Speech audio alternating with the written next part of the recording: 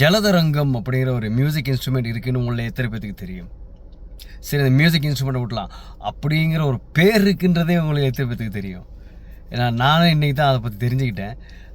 அது சம்மந்தமாக தெரிஞ்சதுக்கப்புறம் தான் நான் இந்த வீடியோ பண்ணணுன்னு ஒரு நோக்கத்தில் பண்ணுறேன். பிகாஸ் இது போன்ற இசைக்கருவிகளை அது உங்களுக்கு மியூசிக்கில் இன்ட்ரெஸ்ட் இருக்குன்னாக்க இது போல இசைக்கருவிகள் கண்டிப்பாக நம்ம தெரிஞ்சு வச்சுக்க வேண்டிய ஒரு இசைக்கருவிகள் தான் இது. ஸோ அதனால் அதை பற்றி ஒரு சின்ன விளக்கம் தான் இந்த வீடியோ. ஸோ அதை தயவு செஞ்சு தவறாமல் பாருங்கள்.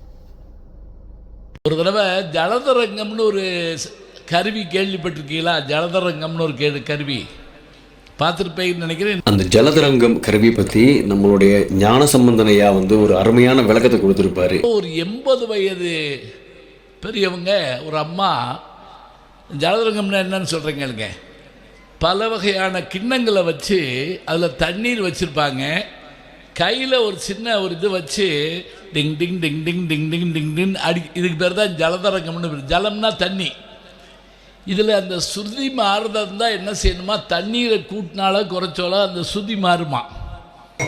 அப்படி தண்ணி வச்சு அப்படி அவங்க அதை வாசிக்கிறாங்க. அங்கே கேட்க அவ்வளவு இனிமையாக இருக்குதுங்க. அந்த கிண்ணத்தில் அந்த சின்ன இது படுது, அந்த தண்ணீர் தெரிக்குது, அவ்வளோ அழகாக இருக்குது. நான் என் கூட வந்த நண்பர்கிட்ட சொன்னேன், இவருடைய இந்த வீடியோ பார்த்ததுக்கப்புறம் கண்டிப்பாக எனக்கும் இந்த இன்ஸ்ட்ருமெண்ட்டை கற்றுக்கணும் அப்படிங்கிற ஒரு சின்னதாக ஒரு தாட் தோணுச்சு. அதே மாதிரி உங்களுக்கும் தோணுச்சுன்னா தயவு செஞ்சு இந்த காமெண்ட்டில் கீழே சொல்லுங்கள்.